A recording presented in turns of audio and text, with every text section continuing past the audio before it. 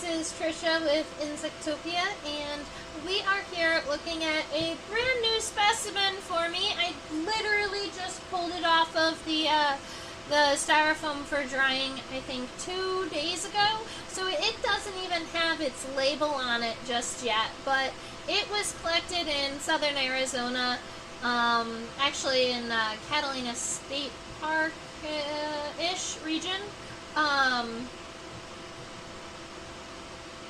and sometime in the end of July. So that's where I collected it and what was happening. So this specimen actually was really cool because when I was on my road trip, I was teaching and illustrating virtually. So I was setting up at different campgrounds, and I set up at a campground in Arizona when I saw this velvet ant walking across the ground. And so that was kind of funny. I paused my class for a moment so that I could collect it and show it off to them too. So this species, so this velvet ant, let's start with this. That is as far zoomed out as I can get on my microscope. This specimen is like a big, this is a large velvet ant. Alright, I love that it has the lighter colored hair on top of that black exoskeleton or the black body, but also in between the meso and the meta soma, so in between like the thoracic and the abdominal regions, you can see that there's even black hair on it on the back. So we're not going to be able to measure the length of this velvet ant in its entirety on the microscope because we don't see the whole thing on the microscope. But what I can do, is take this measurement here. Let me go ahead and turn the microscope camera back on, and I just turned the specimen for a moment so that we can get a full length.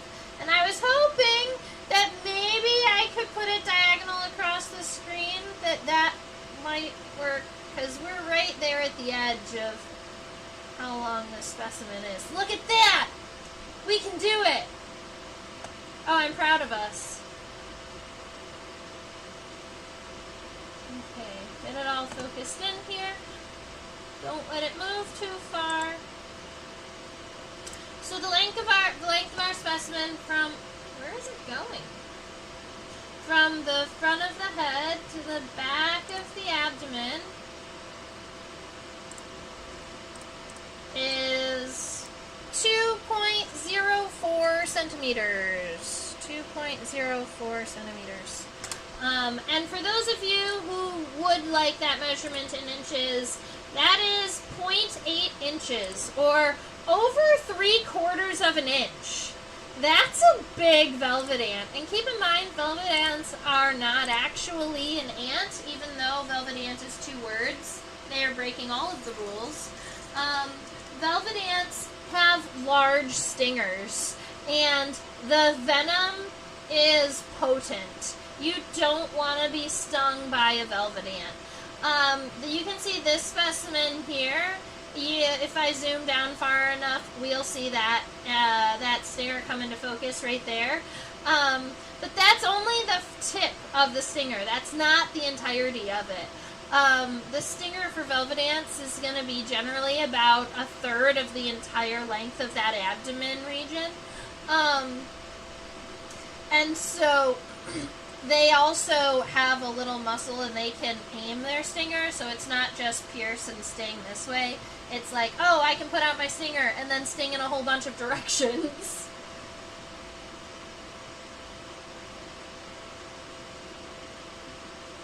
There was also what I found to be a really funny article about scientists who were trying to determine what creatures in the desert preyed upon velvet ants. So they put up a bunch of predators that are like really common in the regions that they can be found. And they eventually, in this article, started calling velvet ants the indestructible insect, because anything that tried to eat them got stung, and half of the things that did, most of the things didn't even try to eat them, but the two things that did try, one of them actually ended up passing away from the sting. Like, they are not anything you want to play with. So, velvet ant is our common name. There is not a common name for the species, but I do believe the species that we are looking at is Dasymutilla magna. I just picture ID'd that, though, so I would give that, like, we are not as sure because I have not put it through a key yet. I haven't seen if there how many other species in this genus looks very similar. But from the common ones of the region, Dasymutilla appears to be the most similar. And it's definitely in this genus Dasymutilla. So if you didn't want to write Dasymutilla, what I started with today was Dasymutilla sp. That means that we know that it's in the genus, but we're not exactly sure which species it is. Magna is what I'm going to go with. What a large and fuzzy guy. I know, aren't they so cute? All right. So we're going to turn our paper sideways here. Keep in mind our first sketch is going to be nice and light because we need to be able to erase as we zoom in and add all of the fun details to our sketch. So starting off, we're going to start with just our basic shapes. So our velvet ant here does have a very kind of D-shaped head. But it's angled almost down, so we're going to start off with that kind of a D shape, but just put it on an angle so that our velvet ant can kind of look down a little bit. Nom noms. And then this next region here, a lot of people would call it the thorax, but you are going to hear me calling it the mesosoma. Meso meaning middle, and soma meaning body. It's the middle region of the insect's body. And that's funny just because there is one segment of what you would consider the abdomen stuck onto what you would think as the thorax. So when people say head, thorax, abdomen, there is like one little segment of the abdomen that sits on that middle part. So that's why, as an entomologist, we say mesosoma for the middle and metasoma for the end. In bees, wasps, and ants specifically. We get to use different words for what bugs we're working with. So here, the mesosoma, it starts on this angle,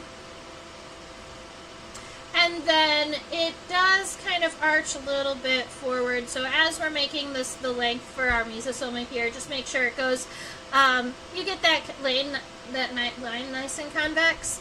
At the end, I think we're going to be mostly straight. The velvet ant has a wasp waist, which means that it's connecting down here at the bottom of the body. So when we add the abdomen, see, the abdomen is about as tall as the metasoma. This last part is about as tall as the mesosoma. So let's check it out. We're going to scooch our specimen back a little bit.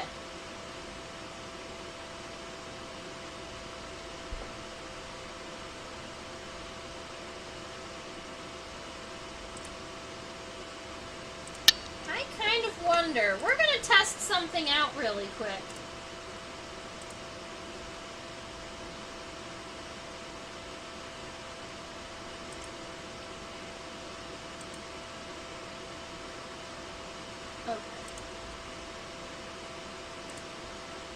Alright, so the metasoma in length is 0.36 centimeters, That's not right. That can't be right. 0.36. Oh, it was still on inches. I'm going to have to redo that. Give me 2 seconds. That's why the number didn't work the way it was supposed to.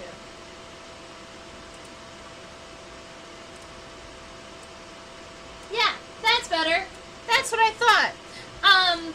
The metasoma is 1 centimeter long, and if we compare that to the full length of our velvet ant here, the metasoma is about half of the length of the insect in its entirety. So when we're sketching this lady, all we need to do is take the head and the mesosoma combined. We can even like lock our fingers there, push the paper, make a mark, and that's going to tell us how long that abdomen is going to be. We do know that it is as tall as the mesosoma, so just coming out there and giving it a nice angle down. Where the stinger comes out, or where the actual end of the abdomen is along the bottom line. So make sure you come all the way down to the bottom, and then from here we are going to, you don't want to go all the way straight, so angle it down a little bit, and then we have a body for our velvet ant, all 3 portions. Sometimes we do add some of the legs to our sketch, and I guess we can today. Notice the hind legs here look like they're really nice and tall, but instead of making the legs so tall up to the top of the mesosoma, I'm actually going to take them and kind of push them backwards like the velvet ant was walking. So I'm just going to angle those down.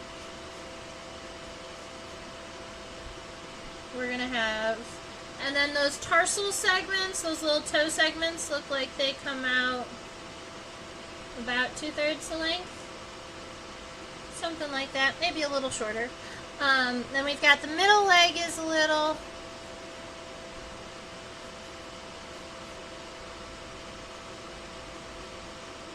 smaller.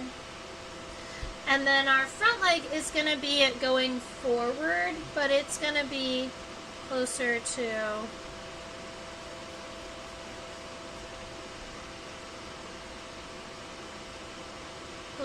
like that.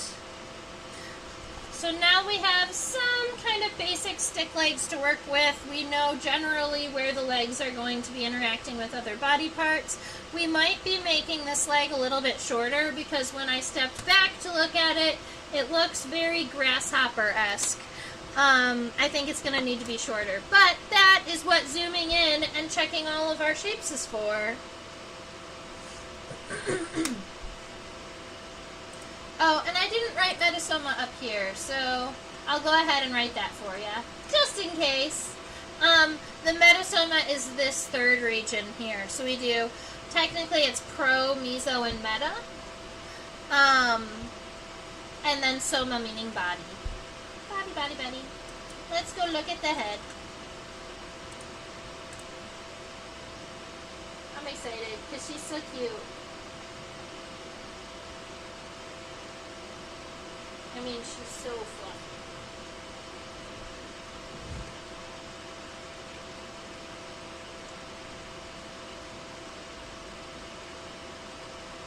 Oh, I see what's happening.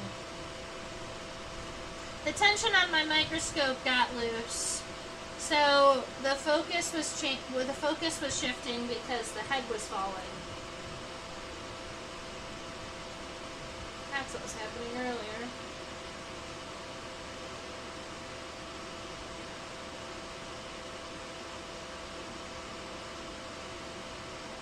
She is so cute.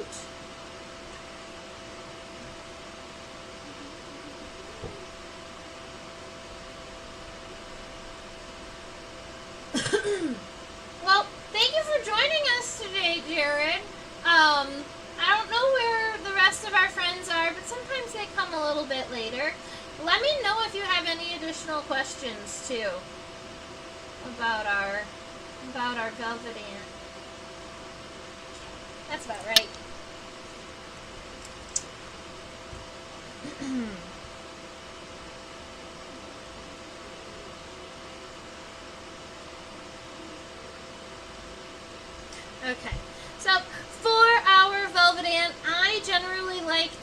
start with the location of the compound eyes. I think that that is what helps me get the rest of the head shape correct, because I can base the top of the back of the head with this compound eye. So we're going to call it very median, and then a little bit closer to the back, leaving some some room. So let's say right around here I'm happy with. Yeah. And then we always crosshatch within the compound eyes. That just shows all of the little singular ommatidia in there.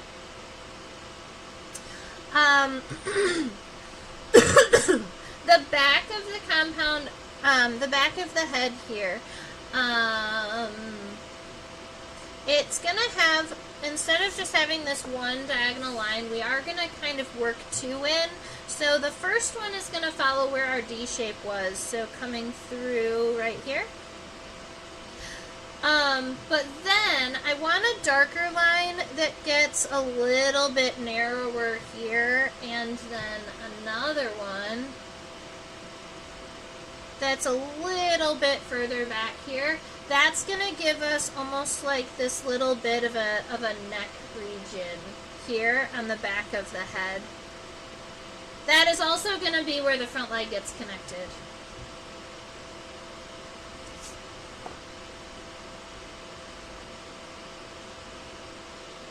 So there we go.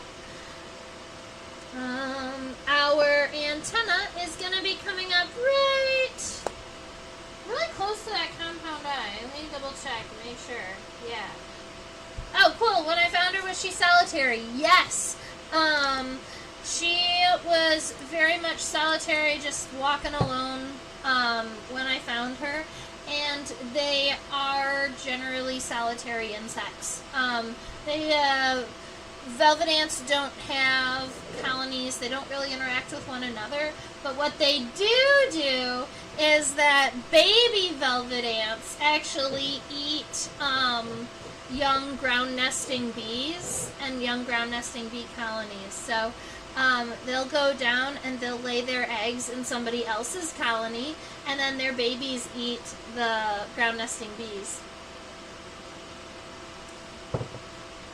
Which is also why it's really difficult to keep velvet ants in colony, because they need that, they're a parasitoid.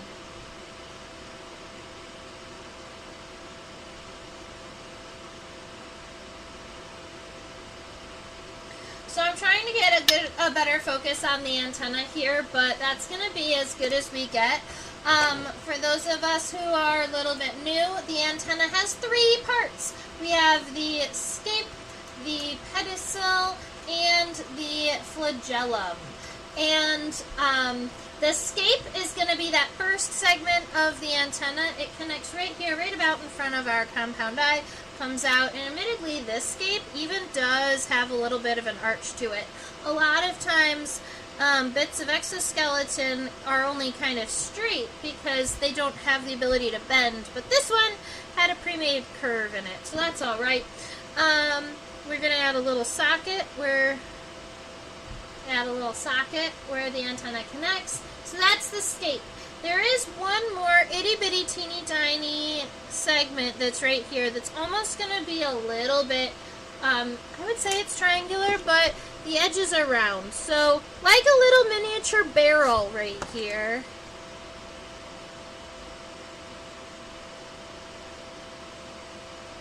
And that little itty-bitty segment is the pedicel. Because it's very narrow at its base, it is going to make it really good at kind of bending, and so that the antenna can be mobile. Now I'm just taking a minute to count the number of antennal segments because it's really hard to see on the lighting on the camera. But in person, it's a little easier. 1, 2, 3, 4, 5, 6, 7, 8, 9. We're going to try that again from this angle.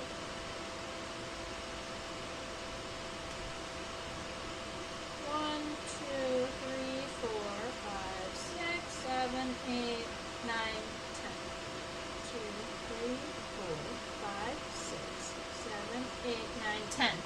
All right, there are 10 more segments on this antenna, so that makes it it means that the flagellum, or this last portion of the antenna, is 10 segments. You can see a lot of times velvet ants kind of have this little bit of a curl in the antenna. It's kind of cute. So I'm going to just take the rest 10 of these segments and just kind of curl them around. And the thing with these segments is that you can build them between two kind of parallel lines, because they very, very well, they're very even with one another. There's not a lot of distance between them. Not happy with this eraser.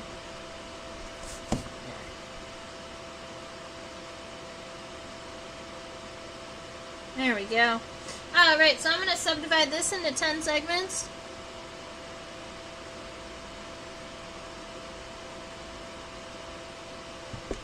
That has 10 little segments, but that worked well. So now we get the nice even arch here on the top of the head down to...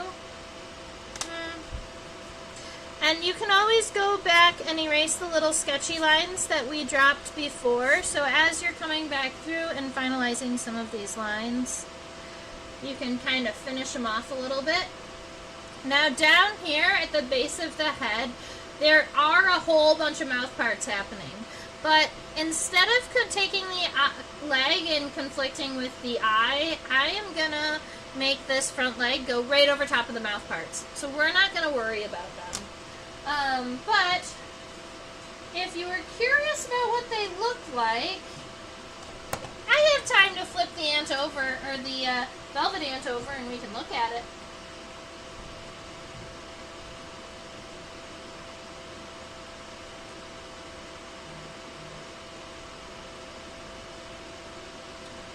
I wonder. You have to zoom in. Maybe the lighting will. I'm going to overexpose our image. We can always fix it.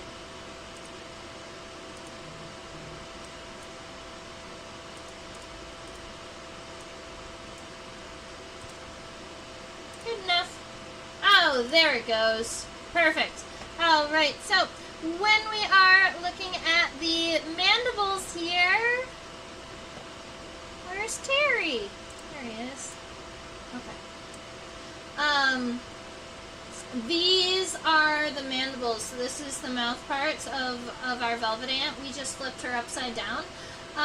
This little golden thing right there, that's going to be kind of like her little tongue called the gallia.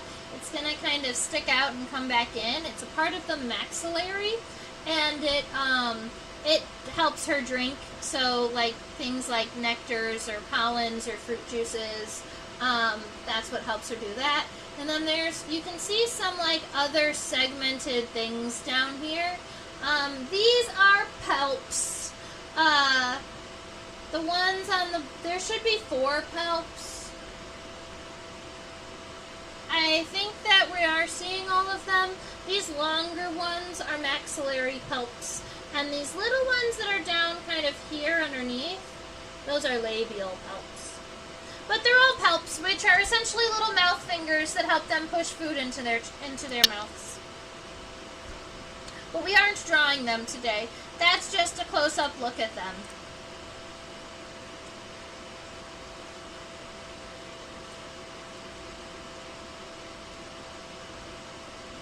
Because who doesn't want to have their nightmares visited by a velvet ant? Right? Oh, I've got to fix the exposure. There we go. That looks like a velvet ant.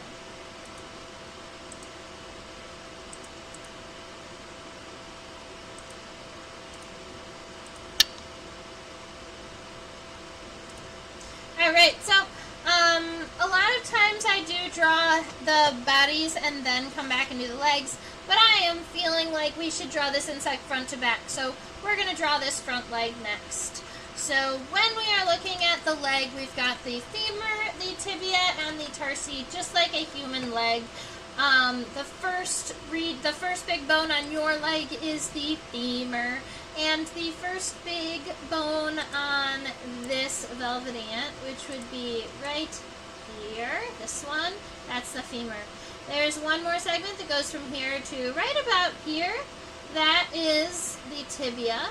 And then the rest that goes from here to right about here, those are the tarsi. Humans do not have tarsi, but we do have metatarsals. And those are our toes. So they're kind of close. I give it to them.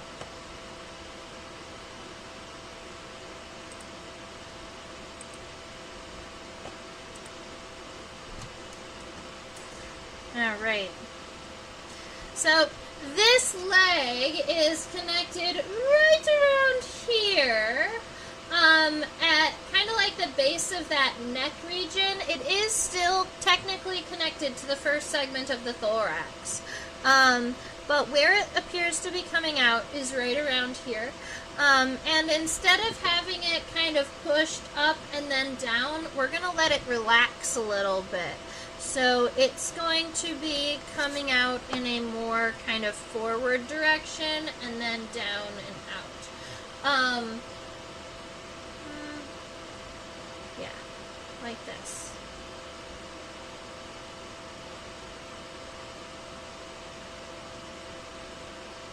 If we made it go, so if our leg kind of started here and went up, we could make our front leg right about here.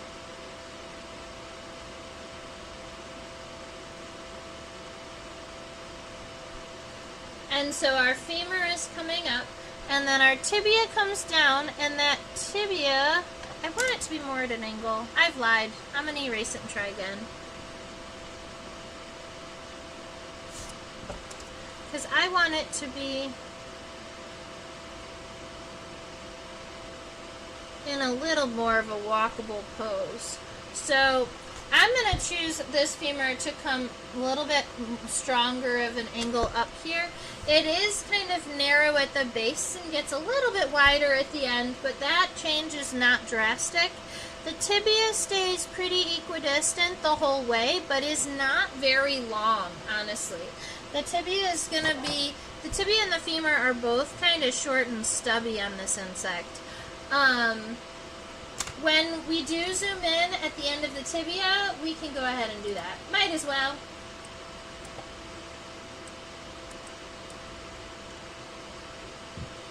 This piece right here is actually a tibial spine. But it's cool because it's a tibial spine with a fringe. I didn't know that. That's really cool. I like it. Alright, so right here, if you zoom in on this little spine at the end of the tibia, there is an additional amount of fringe on the edge. And that is something worthwhile. That's so cool. Alright, let me go ahead and count tarsal segments for us so that we have them. That is 1, 2, 3, 4, 5. I do believe it's going to be 5 tarsal segments. Let me look at the microscope. 1, 2, 3, 4, 5. Yep, I believe it. Alright. There are 5 tarsal segments. Let me zoom out so that you can see them all. All of these tarsal segments I would almost consider they're like a square, sub-rectangular, a little bit longer than they are narrow. So instead of making triangles, we're going to be making kind of these smaller squares that come down, and we want them to be about 1/4 of the length of the tibia, so they're not incredibly They're not super long, but when you add 5 of them together, it's going to make them look pretty long. So we're going to stack 4 of squares, rectangles, 1, 2, 3, 4, kind of these rectangular tarsal segments here. And then at the very end, we add the raindrop segment, which I do believe is here. Yes. So we add the raindrop segment, which is narrow at the base and round at the end for those claws. Kind of like that. And then 2 little claws at the end. Alright, so we've got those guys. But at the base of every single one of those tarsal claws, there is a fairly decent sized like pad at the base of them. So we're going to add little pads at the base of every single one of those. But I want to make sure that each one of, we're not going to make them all together. Each tarsal segment gets its own unique little pad of hairs. So cute. Alright, now I think that we do have to come back in and add a little bit of this head here underneath the leg. So I'm going to finish up the U shape right here. We've got that leg coming through. And then right here at the bottom we can add the that labial pulp, because it was pretty long. We saw it from the bottom, and I am seeing it again from the top. So we can add a little bit of that maxillary pulp here. I'm happy with that. Okay. Alright, now there is a whole lot of hair happening on this ant and this velvet ant, and what I think we're going to do is do the entire outline and then go back through and add the hair. So let's move back to the mesosoma.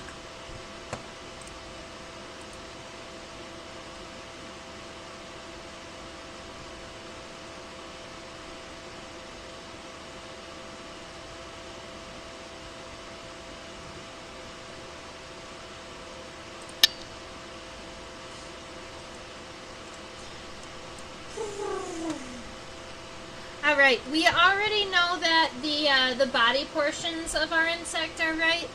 There are only a couple of things that I would personally want to change about our mesosoma here. One of those being, I'm okay with the shape that we've created, but I do want to add the lines for the hair, the difference between the white and the black hair. So coming around, I am going to also make it a little bit shorter. I think I made it a little bit too hunchbacked. So, more like this.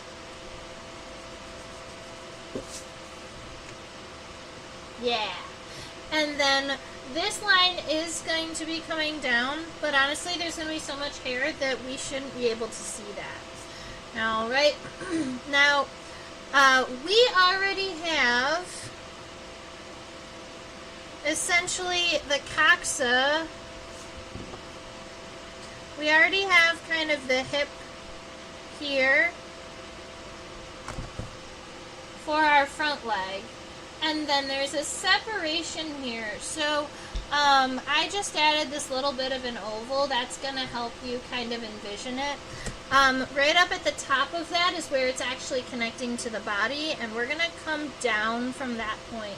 It's going to add just that little bit of a space between the front and the middle legs. But then, right about there, that's where our middle leg is going to start. So, you can add that kind of, that coxa, which would be a little bit of the piece of the exoskeleton that's kind of like a hip. It would come down at an angle, kind of like this. And then it would touch where that leg was coming out. I think I'm actually pretty happy with the length of this middle leg here, at least the femur. Yeah.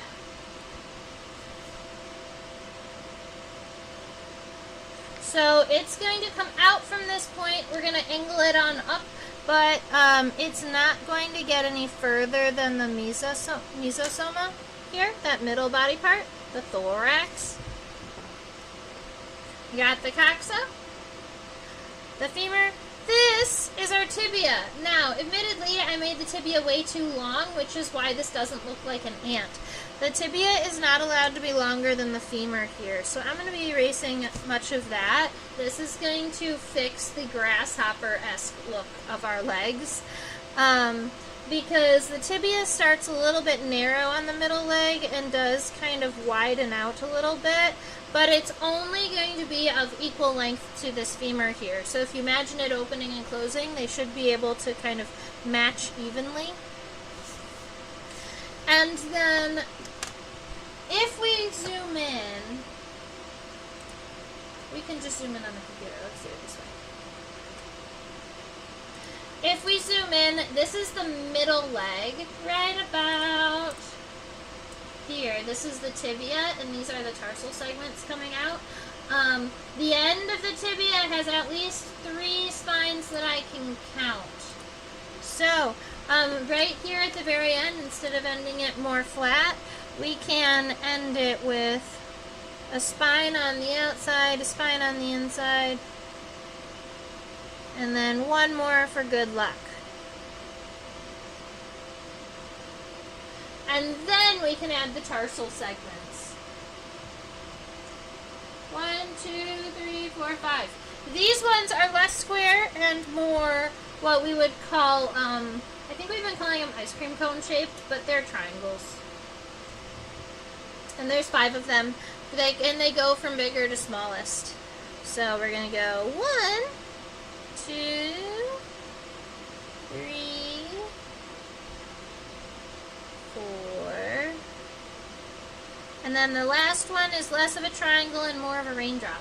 5. Now, the cool thing about the tarsal segments, and honestly the whole body, is that they are absolutely covered in hair. So one kind of fun thing to do on tarsal segments, especially when you've got these triangles, is to make sure that wherever the triangles end, you add at least the 2 spines on either side of them. This is going to give you the appearance of it being really spiny without adding a whole lot of them. You can always go back and add some smaller ones. So cute.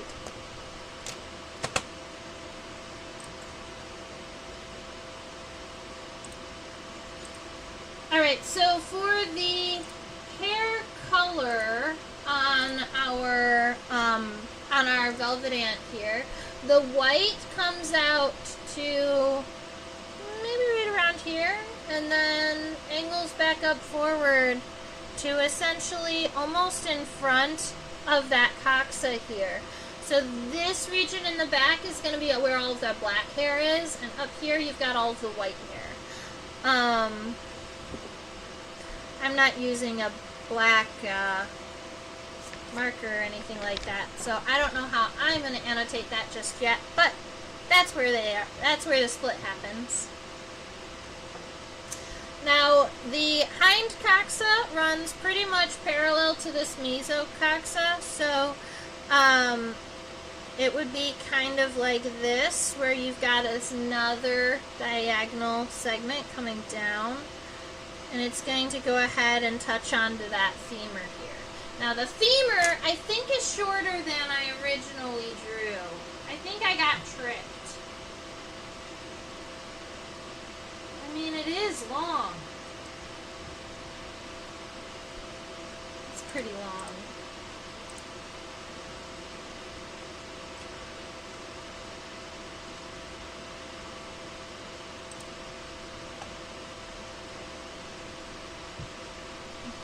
But maybe the femur isn't as long, it's those tarsal segments that are so long. Okay. So we're going to say that the at this angle, which is going to be a little bit of a stronger angle, the femur is going to end even with the middle femur. So we're going to end it closer to here. I think that that's going to make our specimen look a lot more like a velvet ant and a lot less like a grasshopper. All right, so our femur comes out. It is going behind that middle leg, so you don't have to erase anything there. But if you do have any sketchy lines for the metasoma, you can erase those. The hind leg goes on top of that. And then our tibia is going to be the same as before. It's going to be the same length as the femur. So if I was taking my tibia and kind of pulling it out like this, just make sure that the end of the tibia, if it swung back, would match evenly. I would say that I made my first one just a little bit long, so I am going to shorten it up a little bit. That's much better. All right, so we've got that taken care of. We still have 5 tarsal segments, but look how long they are. The first tarsal segment, instead of it being triangular, is more rectangular, and it's like half of the length of the tibia, so it's kind of like this. And then 2, 3, and 4 are all triangular, so 2, 3, and 4 are all of those little triangles. And then your last tarsal segment is that raindrop, so narrow at the base, round at the end with the little tarsal claws. And then we're going to add the spines into this. So the spines at least on the corners of all of these triangular segments, and then a series of them on the bottom side of this rectangle. There. And then at least one fairly large tibial spine here on the inside. I believe there's another one on the other side, but it's kind of being blocked by this tarsal segment. So that means we have a front leg, we have middle leg, we have hind legs. All right. Let's worry about the abdomen, or I guess what we would call the abdominal region. This is the metasoma.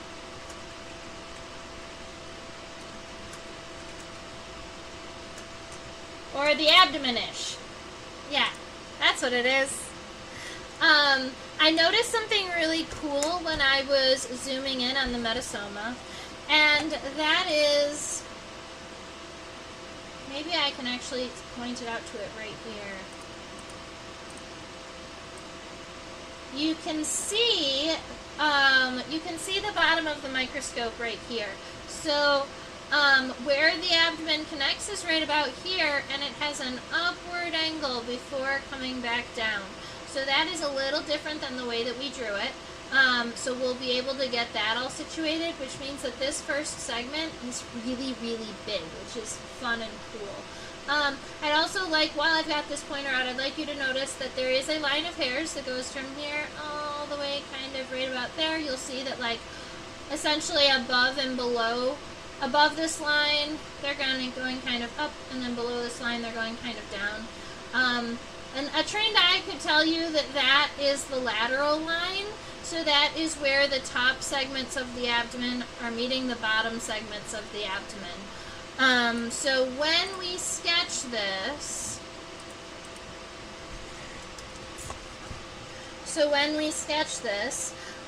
this doesn't just come straight down. It's going to connect where the mesosoma is. It's going to go up first, and then it's going to angle down and around. But then this one on top just kind of comes up and over. Kind of like this. So you've got that little bit of a narrowing before it comes out. And admittedly, that is something that is, it is largely covered up by the CD, by the hair. It's fine. Alright, so we've got a metasoma-ish drawn. I do want us to draw a very, very slight lateral line. So right there where those hairs are happening, the lateral line, we don't want it to include this little bit of a triangle, so we're going to start it right about, maybe right around here. We're going to come, it needs to be lower up here.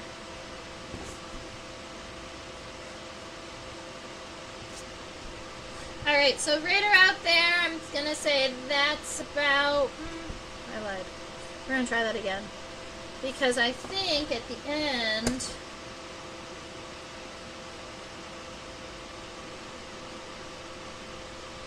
something like that.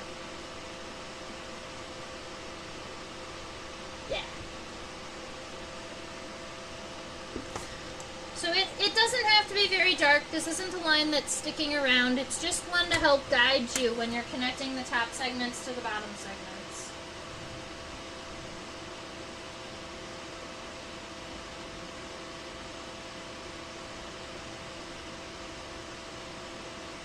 And I guess the fact is that we're not going to be able to count abdominal segments anyway because the hair is just too thick. Normally I can count by like the rows of hairs. So you could almost convince me that this is 1, this is 2, 3, and then I wouldn't know after that. There's positives and negatives to this. As it turns out, we don't actually need the segments if we add enough hair to it. So what we're going to do is, I know what the first couple of segments looks like. When we come all the way down here, there's going to be a segment that comes down, matches that lateral line, and then is going to come up. But then once it gets to this angle, it's actually going to kind of follow that angle and come up. So there we go. That's the first segment of the metasoma. But it is not the first segment of the abdomen. The first segment of the abdomen is actually over here on the mesosoma. And that's why we don't use the word abdomen. Alright, we've got another one that's going to come down, but it's a lot narrower. Right around here, come all the way down to that lateral line, and then cut short a little bit and curve over. Alright, at this point, there are more segments, but it's really hard to see them, so I'm going to just draw 2 light ones in right here. I might even leave that really light lateral line. Now, from every single one of these segments, where they're coming down, I just want you to make a straight line down to go across the bottom, and we can add that nice dark line. Now we've got an abdomen all figured out, and she gets the stinger, obviously, just as long as she has it out right now, but it can be longer, like we talked about a little earlier.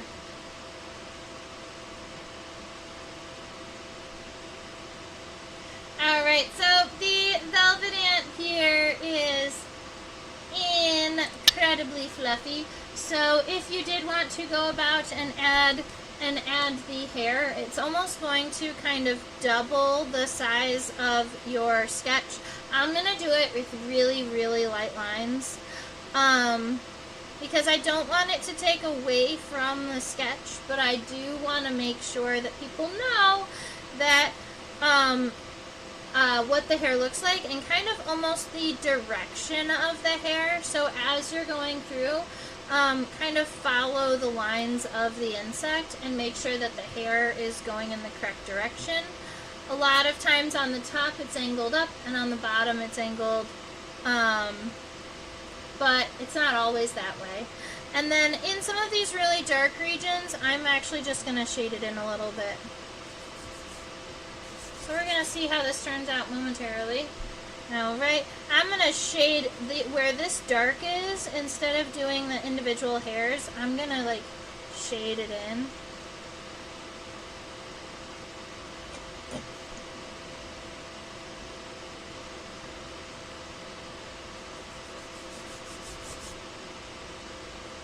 Okay, and then we get to add these. So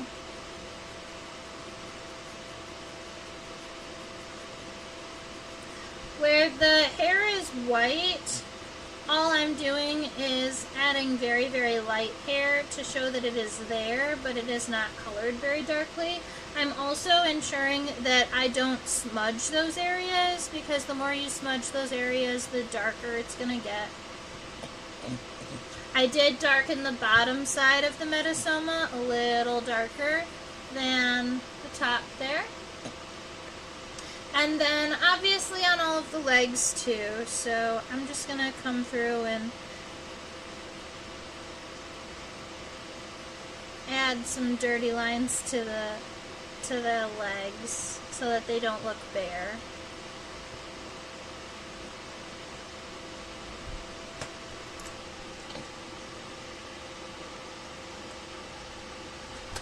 She's pretty cute.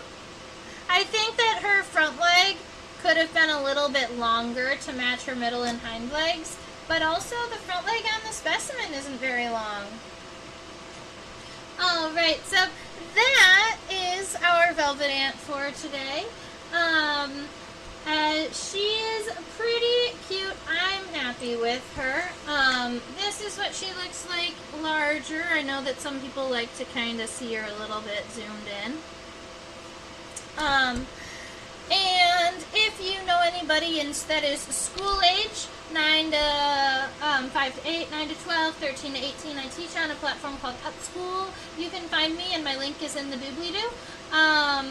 Make sure you subscribe so you can chit-chat with us in the chat box. And if your heart brings you to want to buy me a cup of coffee, you can feel free to drop a donation in the PayPal link over there. And if you've really enjoyed the class, it helps me to get to travel a little bit and go out and collect more buggies so that I can continue to do this with you. This is my email address, trisha@theinsectopia.com. I respond as quickly as possible. It is not always the same day, but I actively try. So feel free to reach out to me with questions, comments, concerns. And if you're looking for me on Facebook or Instagram, you'll find me at Insectopia2015. I hope that y'all have a fabulous rest of your day and stay buggy!